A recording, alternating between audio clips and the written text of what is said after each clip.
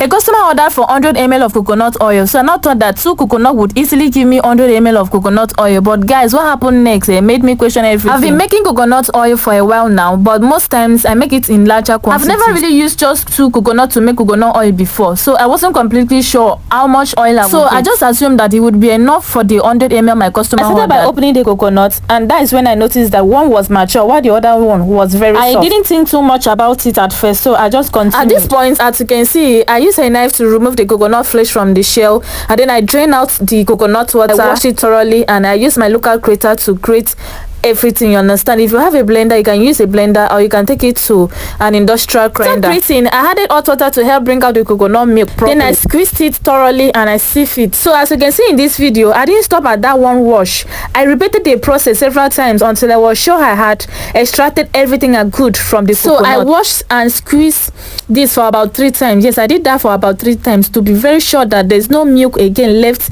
in the coconut shaft. As you can see, the water is now very clear, like meaning that there's no milk again in the coconut shaft. After that, I transferred the coconut milk into a clean bowl, then covered it and left it overnight, you understand. I covered it tightly so that no insect will penetrate. So the next morning, the cream has already settled on top while the water stayed underneath, as you can see.